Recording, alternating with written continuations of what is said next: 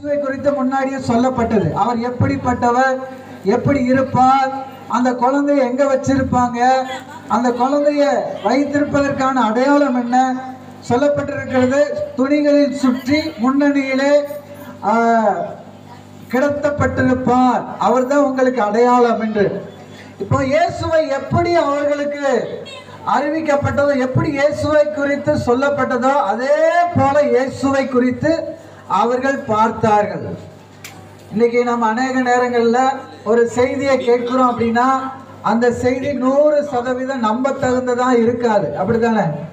நம்ம ஒரு குழந்தை பிறப்பை குறித்து யாராவது சொல்லுவாங்கன்னா, ஒருத்தங்க சொல்லுவாங்க அந்த குழந்தை அப்பா மாதிரிம்பாங்க, இன்னொருத்தங்க சொல்லுவாங்க அம்மா மாதிரிம்பாங்க, இன்னொருத்தங்க சொல்லுவாங்க அவங்க 2 பேர் மாதிரி இல்லை, அவங்களுடைய தாத்தா பாட்டி மாதிரிம்பாங்க.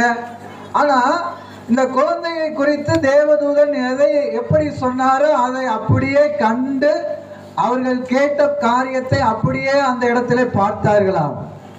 அப்படியானால் ஒரு காரியம் நீங்க புரிந்து கொள்ள முடியும். நம்முடைய இயேசு கிறிஸ்து அவர் நமக்கு மாறாதவராக, அவரை நாம் எப்படி கேள்விப்பட்டோமோ அப்படியே நம்முடைய வாழ்க்கையில காணப்படுகிறவராய் இருக்கிறார். ஒருவேளை அந்த இயேசு கிறிஸ்து இன்னைக்கு உங்களுக்கு சமாதானத்தை தருவார் அப்படின்னு நீங்க கேள்விப்பட்டீங்கன்னா அதே சமாதானத்தை கொடுக்கக்கூடியவராய் உங்களுடைய வாழ்க்கையில இருக்கிறார். அவர் உங்களுக்கு வியாதியிலிருந்து விடுதலை தருகிறவர் அப்படின்னு நீங்க கேள்விப்படுவீர்களானால் உங்களுடைய வாழ்க்கையில நீங்க அவரை குறித்து கேள்விப்பட்டதிலே அவர் உங்களை ஏமாற்றாத நல்ல தெய்வமாய் இருக்கிறார்.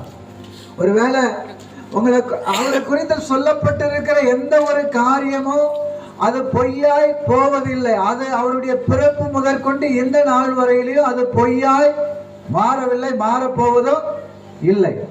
அப்படின்னா இயேசு பிறந்து அவரை குறித்து எப்படியெல்லாம் சொல்லப்படுதோ அது அப்படியே மேய்ப்பர்கள் கண்டு தேவனை மகிமைப்படுத்தினார்கள் அப்படின்னு வேதத்திலே பார்க்கிறோம். இன்னைக்கு நான் உங்களுக்கு அந்த இயேசு கிறிஸ்துவை அறிவிக்கிறேன். அவர் நான் எப்படி உங்களுக்கு அறிவிக்கிறேனோ அப்படியே உங்க வாழ்க்கையிலேயே காணப்படுவதற்கு வல்லவராய் இருக்கிறார். அவர்கிட்ட எந்த மாற்றமும் இல்லை. உங்களை அவர் ரொம்ப நேசிக்கிறார், உங்க மேல ரொம்ப அன்பா இருக்கிறார். உங்களுக்காக எல்லாவற்றையும் செய்வதற்காகத்தான் 2000 ஆண்டுகளுக்கு முன்பதாக இந்த பூமிக்கு வந்தார். அவர் வந்ததற்கான காரணம் ஏதோ ஒரு காரியத்தை உங்ககிட்ட இருந்து வாங்கி பெற்றுக்கொள்ளணும்னு வரல, உங்களுக்காக ஏதாயிலும் ஒன்றை கொடுப்பதற்காக வந்தார். தம்முடைய ஜீவனையே கொடுப்பதற்காக இந்த பூமியில வந்தார். அப்படியானால் நான் இன்னைக்கு உங்களுக்கு அந்த இயேசுவை அறிவிக்கிறேன். நீங்க வியாதியா இருக்கிறீங்கன்னா அவர் உங்களுக்கு விடுதலை கொடுக்கிற நல்ல தெய்வமா இருக்கிறார். நான் எதை சொல்லுகிறேனோ அந்த காரியத்துல அவர் மாறாதவராக அப்படியே உங்களுக்கு காணப்படுவதற்கு அவர் விரும்புகிறார். அப்ப நல்லா கவனிச்சு பாருங்க. இந்த நேரத்துல இயேசு கிறிஸ்துவுக்கு அநேக நாமங்கள் உண்டு. அவருக்கு என்ன பெயர்? நம்ம எல்லாருக்கும் தெரிந்ததே ஒரே ஒரு பெயர் தான். என்ன பெயரு? எல்லாருக்கும் என்ன சொன்னா தெரியும்? இயேசு அப்படின்னு சொன்னாதான் தெரியும். ஆனா இன்னொரு பெயர் உண்டு, இம்மானுவேல். அப்படின்னா என்ன அர்த்தம்? தேவன் நம்மோடு இருக்கிறார். அப்ப இந்த 2 பேரோட அவருடைய பெயர் முடிஞ்சிச்சா? இல்ல, இன்னும் நிறைய பெயர்கள் உண்டு, நிறைய நாமங்கள் உண்டு. அப்ப ஒவ்வொரு நாமத்தையும் சொல்லி அழைக்கும் போது நாம எப்படி அவரை குறித்து கேள்விப்படுகிறோமோ அப்படியே நம்முடைய வாழ்க்கையில அவர் உண்மையும் அவர் மெய்யுமானவராய் இருக்கிறார். ஒரு நாள் நம்ம ஏமாற்றுகிற ஆண்டவர் கிடையாது. அப்ப இயேசுவை குறித்து சொல்லப்பட்ட காரியங்கள் அவர்களுக்கு மேய்ப்பர்களுக்கு நடு ராத்திரியில எப்படி சொன்னார்களோ தேவதூதர்கள் அப்படியே இயேசு அவர்களுக்கு காணப்பட்டார். அதை அவர்கள் கேட்டபடியே அவரை கண்டு தேவனை மகிமைப்படுத்தினார்கள் என்று சொல்லப்பட்டிருக்கிறது. அப்ப இந்த இயேசுவை உங்களுடைய வாழ்க்கையில நீங்க ஏற்றுக்கொள்வதற்கு நான் ஒரு சில காரியங்களை வேதாகமத்திலிருந்து நான் சொல்ல விரும்புகிறேன். சங்கீதம் 146 சங்கீதத்துல நமக்கு ஒரு காரியம் சொல்லப்பட்டிருக்கிறது. என்ன அப்படின்னா, பிரபுக்களையும் ரட்சிக்கத்தக்க திராணி இல்லாத மனுபுத்திரரையும் நம்பாதேயுங்கள். இந்த உலகத்துல யாரையும் நம்ம நம்பவே கூடாது. ரட்சிக்க திராணி இல்லாத மனிதர்களை நம்ம நம்பவே கூடாது. அப்ப நம்ம நம்பிக்கை யார் தான்? 100% இயேசு கிறிஸ்து தான்.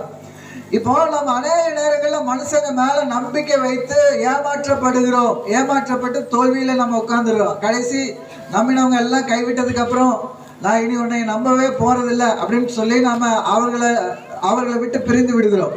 ஆனால் நம்முடைய ஆண்டவர் அப்படி அல்ல. அவரை நீங்க எவ்வளவாய் நம்புகிறீர்களோ, எவ்வளவாய் விசுவாசிக்கிறீர்களோ, அவ்வளவாய் உங்க வாழ்க்கையில அவர் உங்களுக்கு உதவி செய்ய வல்லவராய் இருக்கிறார்.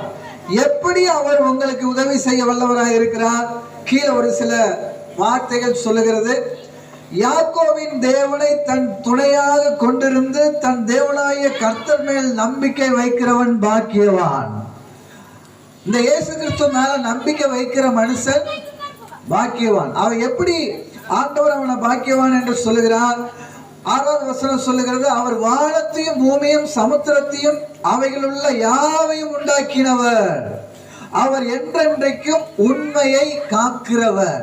அவர் உண்மையை காக்கிறவர். ஒரு காரியம் சொன்னார்னா அது அப்படியே செய்கிறவர்.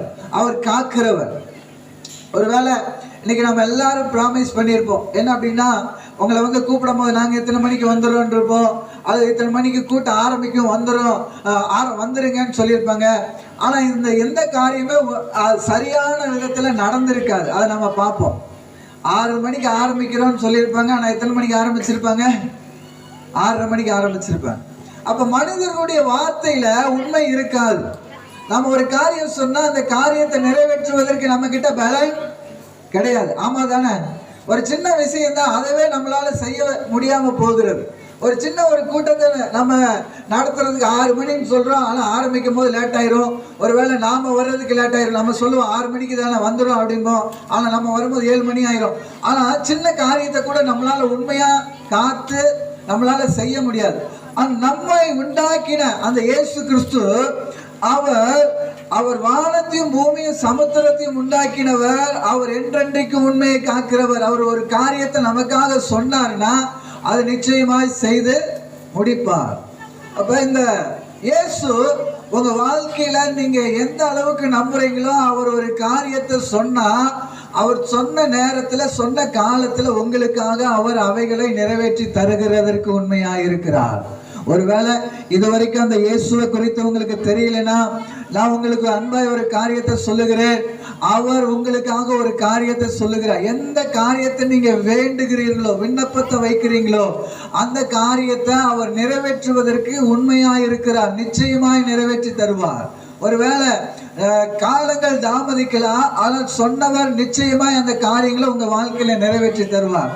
அப்ப நீங்க நிச்சயமாய் நம்புங்க அவரை. ஏனென்றால் வேதம் சொல்லுகிறது, அவர் என்றென்றைக்கும் உண்மையை காக்கிறவர். அவர் ஒரு நாள் பொய் சொல்லுகிற ஆண்டவர் அல்ல. அவர் ஒரு நாள் நம்ம ஏமாற்றுகிற ஆண்டவர் அல்ல. அவர் சொன்னதை நம்முடைய வாழ்க்கையில செய்து முடிக்கிறவர். அந்த ஆண்டவர் ஒரு நாள் மாறாதவர். அடுத்த வசனம் சொல்லுகிறது, 7வது வசனம், அவர் ஒடுக்கப்பட்டவர்களுக்கு நியாயம் செய்கிறார், பசியா இருக்கிறவர்களுக்கு ஆகாரம் கொடுக்கிறார், கட்டுண்டவர்களை கர்த்தர் விடுதலையாக்குகிறார். இன்றைக்கு ஒடுக்கப்பட்டவர்களுக்கு நியாயம் செய்கிறார். நியாயம் கிடைக்காம நம்ம போராடுகிறோம். இந்த உலகத்தில் அநேக நேரங்கள்ல செய்யாத ஒரு காரியம் நம்ம மேல பழி சுமத்தப்படுகிறது. நம்ம கிட்ட நிரூபிப்பதற்கு வழி இல்லை. ஆனால் தேவன் நியாயம் செய்கிறவர். ஒரு மனிதனுடைய நன்மையை வெளிப்படுத்துகிற ஆண்டவர். நீங்க செய்கிற எந்த நன்மையும் ஆண்டவர் மறந்து போகிறவர் அல்ல. அது ஒருவேளை நீங்க இயேசு கிறிஸ்துவை பின்பற்றுகிறவர்களா இருக்கலாம், அல்லது இதுவரையிலும் அவரை குறித்து அறியாதவர்களா இருக்கலாம். நீங்க செய்த நன்மையாகிலும் தீமையாகிலும் அவர் வெளிப்படுத்துகிறவராய் இருக்கிறார். அப்ப உங்களுடைய நியாயங்களை அவர் வெளிப்படுத்துகிறவர். அடுத்ததாக சொல்லப்பட்டிருக்கிறது, பசியா இருக்கிறவர்களுக்கு ஆகாரம் கொடுக்கிறார், கட்டுண்டவர்களை கர்த்தர் விடுதலையாக்குகிறார். இந்த ஆண்டவர் உங்களை ஒரு நாள் பசியாய் வருந்த விட மாட்டார். அப்படியானால் கர்த்தர் எல்லா விதத்திலையும் உங்களுக்கு நன்மை செய்கிற ஆண்டவர். ஒரு தாயார் ஆண்டவராய் இயேசு கிறிஸ்துவை அறிந்தவர். அவர் எப்பொழுது என்ன பண்ணுவார, தனிமையில அந்த வயதான காலத்துல அவங்க காலத்தை ஓட்டிட்டு இருந்தாங்க.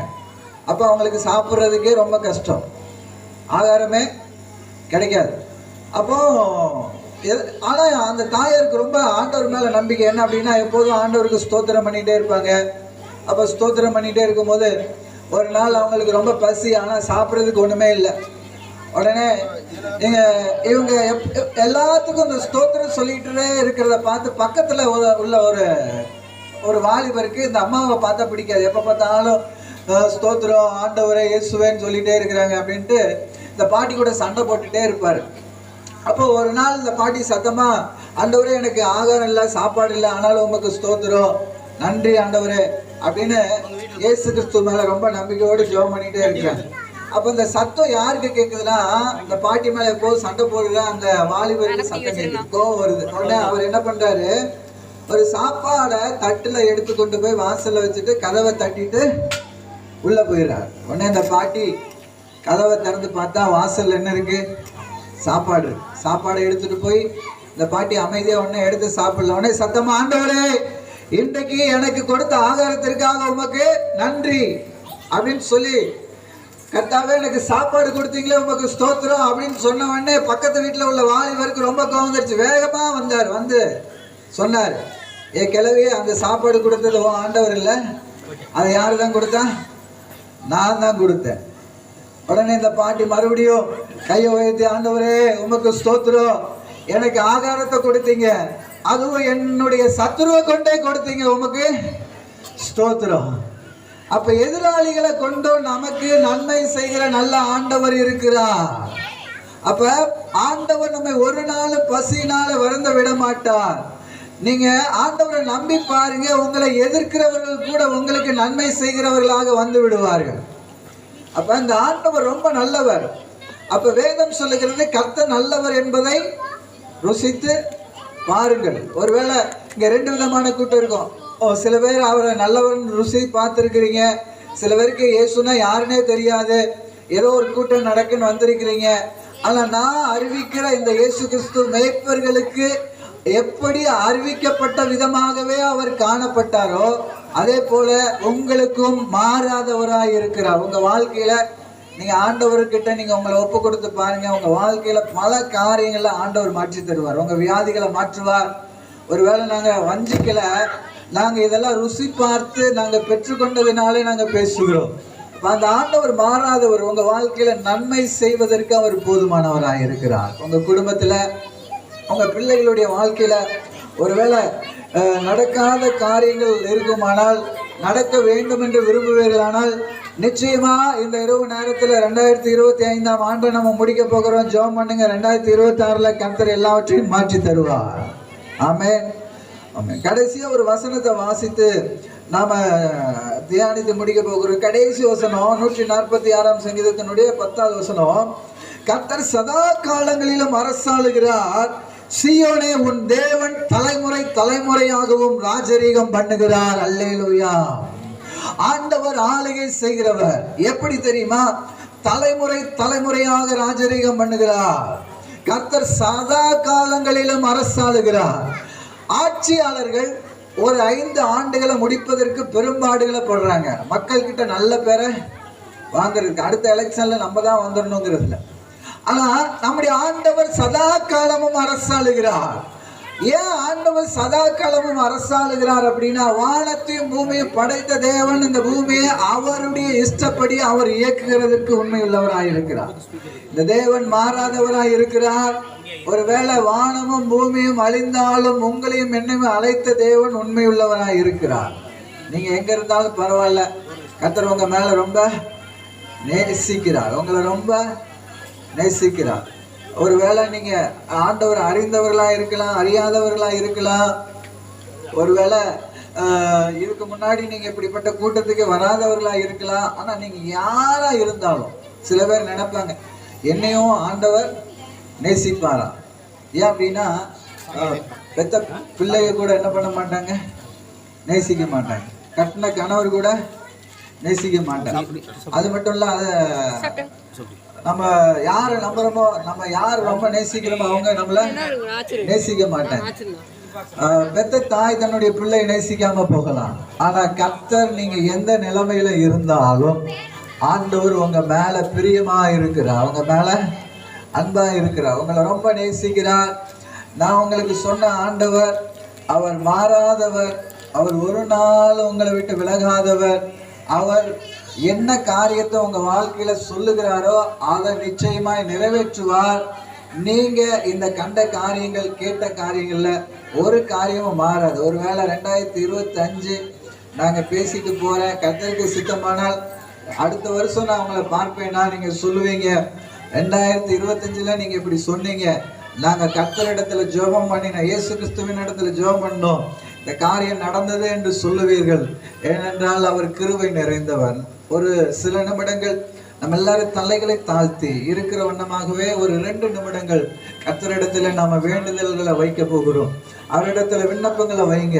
ஒருவேளை வியாதியோடு இருந்தீங்கன்னா அந்த இடத்துல கையை வச்சு, ஒருவேளை உங்களுக்கு ஜெபிக்க தெரியலனாலும், இயேசுவே என் வியாதியிலிருந்து எனக்கு விடுதலை தாங்கன்னு கேளுங்க. கடன் பிரச்சனையோடு இருந்தீங்கன்னா ஆண்டவரை பார்த்து கேளுங்க, ஆண்டவரே இந்த கடன் பிரச்சனைகள் இந்த 2025 என்னை அதிகமாய் நெருக்குகிறது, என்னை போராட வைக்கிறது, உயிர் வாழ விருப்பம் இல்லை, அப்படிப்பட்ட நிலைமையில இருக்கிறேன்னு நீங்க சொல்லுவீங்கன்னா அந்த ஆண்டவர்கிட்ட கேளுங்க. அவர் வறண்ட நிலத்தை நீரூற்றாய் மாற்றுகிறவர் என்று வேதம் சொல்லுகிறது. தண்ணீர் தடாகமாய் மாற்றுகிறவர் அவர். வறண்ட நிலத்தில் ஆறுகளை ஓட பண்ணுகிறவர். உங்க குடும்பத்துல ஒரு பெரிய மாற்றத்தை ஆண்டவர் உண்டாக்கி தருவார். உங்க வியாதிகளுக்காக ஜெபம் பண்ணுங்க. ஒருவேளை குடும்பம் பிரிந்திருந்தா ஆண்டவரே நாங்க யாவரும் இணைக்கப்படணும் ஆண்டவரேன்னு ஜெபம் பண்ணுங்க. ஒருவேளை உங்களுடைய குடும்பத்துல சூழ்நிலைகள்ல பல மாற்றங்கள் காணணும்னு விரும்பினீங்கன்னா கண்களை மூடி ஒரே ஒரு நிமிஷம், இயேசுவே நாங்க கேள்விப்பட்டதை நாங்க நம்புகிறோம், ஒரு விசை நாங்கள் இதை முயற்சிக்கிறோம், நீர் மெய்யான தெய்வம் என்று நாங்கள் நம்புகிறோம், எங்களுக்காய் செய்யும் என்று கேட்டு பாருங்க. இந்த இரவு நேரத்துல கர்த்தர் உங்களுக்கான அற்புதங்களை செய்ய வல்லவர். வியாதி இருக்கிற இடத்துல கையை வச்சு எல்லாரும் கேளுங்க, ஆண்டவரே என்னை சுகமாக்கும், என்னை விடுதலையாக்கும், ஆண்டவரே எனக்காய் மெய்யா இறங்குவீராக. 2000 ஆண்டுகளுக்கு முன்பதாக எனக்காக நீர் பிறந்தது உண்மையானால், மேய்ப்பர்கள் அவர்கள் கண்ட விதமாய் கேள்விப்பட்ட விதமாகவே இயேசுவை கண்டது உண்மையானால், அந்த இயேசு எனக்கும் இன்றைக்கு அற்புதம் செய்வீராக. அந்த இயேசு எங்களுக்கும் அற்புதம் செய்வீராக. ஒருவேளை குடிவெறியினால உங்க குடும்பம் குடிச்சு வீட்டுல நிம்மதியே இல்லையா, ஜெபம் பண்ணுங்க. நிச்சயமா 2026 அந்த குடிக்கிற கணவர் குடிக்கிற பிள்ளைகள் எல்லாம் மனம் மாறுவார்கள். உங்க ஜெபத்துக்கு பதில் உண்டு. நீங்க ஆண்டவர்கிட்ட கேட்கிற காரியத்துக்கு நிச்சயமாய் பதில் உண்டு. கேளுங்க, ஆண்டவரே குடிக்கிற என் கணவர் மனம் திரும்பணும், எங்க குடும்பத்துல ஒரு சமாதானம் உண்டாகணும், மெய்யான சமாதானம் உண்டாகணும், எங்க குடும்பத்துல ஒரு மாற்றம் உண்டாகணும். எல்லாம் ஜெபம் பண்ணுங்க. இயேசுவே உமக்கு நன்றி அப்பா, நன்றி அப்பா, நன்றி அப்பா. ஸ்தோத்திரம் ஸ்தோத்திரம் ஸ்தோத்திரம் ஸ்தோத்திரம் ஸ்தோத்திரம். ஹல்லேலூயா. நன்றி அப்பா. நீங்க தான் ஏதாவது செய்யணும் என்று எதிர்பார்த்து காத்திருக்கிறோம். நீங்க தான் ஏதாவது செய்யணும் என்று எதிர்பார்த்து காத்திருக்கிறோம். நீ சொன்ன வார்த்தைகளை பிடித்து கொண்டு, நீ சொன்ன வார்த்தைகளை பிடித்து கொண்டு உங்க முகத்தையே நோக்கி இருக்கிறோம், உங்க முகத்தையே நோக்கி இருக்கிறோம். அற்புதம் செய்யுங்கப்பா எங்க வாழ்க்கையில, உம்மை தான் நம்பி இருக்கோம் ஏசப்பா. அற்புதம் செய்யுங்கப்பா எங்க வாழ்க்கையில, உம்மை தான் நம்பி இருக்கோம் ஏசப்பா. அப்படியே எல்லாரும் கண்களை மூடின வண்ணமாகவே இயேசு உங்களுக்காக அற்புதம் செய்ய வல்லவர். அவர் தன்னையே பலியாக ஒப்பு கொடுக்க இந்த பூமியில பிறந்தார். இயேசு பிறந்ததற்கான ஒரு முகாந்திரம் உண்டு. எல்லாரும் பிறந்து வாழ வேண்டும் என்பதற்காக இந்த பூமியில பிறக்கிறோம். ஆனா இயேசு கிறிஸ்து மாத்திரம்தான் அவர் மரிப்பதற்காகவே இந்த பூமியில பிறந்தார். அவர் பலியாக ஒப்பு கொடுக்க வேண்டும் என்பதற்காகவே பிறந்தார். ஒரு மனிதன் ஒரு ஆட்டுக்குட்டியை வாங்கி வளர்த்து அதை தன்னுடைய குடும்பத்தினுடைய அந்த பரிகாரமாக கோவில்களுக்கு போய் பலி செலுத்துவதை போல அவன் அந்த குட்டியை வாங்கும் போதே அதை கொல்லுவதற்காகத்தான் வாங்குவான். அது ரொம்ப பரிவா அதற்கு ஆகாரம் இடுவான். ஆனா நாட்கள் வரும்போது அதை எடுத்துக்கொண்டு தான் நம்புகிற தெய்வத்துக்கு முன்பதாக போய் அதனுடைய இரத்தத்தை ஊற்றி தனக்கு ஏதாவது பரிகாரம் கிடைக்குமா என்று சொல்லி அந்த குட்டியை அவன் சின்னதிலிருந்து வளர்த்து அதை கொலை செய்கிறது போல இயேசு கிறிஸ்து இந்த பூமியிலே பிறந்து அவர் வளர்ந்த நாட்கள் அவர் ஒரு நமக்காக மரிப்பதற்காகவே அவர் பிறந்தார். அவர் நமக்காக பலியிடப்படுவதற்காகவே அவர் நமக்காக ஒப்பு கொடுக்கப்பட்டார். அவர் பிறந்ததற்கான ஒரு முகாந்திரம் உண்டு. அது என்னவென்றால், உங்களுடைய என்னுடைய பாவங்களுக்காக சிலுவையை சுமக்க வேண்டும், மரிக்க வேண்டும் என்பதற்காக அந்த இயேசு இன்றைக்கும் ஜீவிக்கிறார். எல்லாரும் ஜெபம் பண்ணுங்க. நீங்க எங்களுக்கு உதவி செய்யுங்கப்பா. ஸ்தோத்திரம், ஸ்தோத்திரம். அற்புதம் செய்யுங்கப்பா எங்க வாழ்க்கையில. உம்மைத்தான் நம்பி இருக்கோம் இயேசப்பா. அற்புதம் செய்யுங்கப்பா எங்க வாழ்க்கையில. உம்மைத்தான் நம்பி இருக்கோம் இயேசப்பா. நல்ல பிதாவே, வேற ஒரு நேரத்துல நீ கொடுத்த தருணத்திற்காக நன்றி.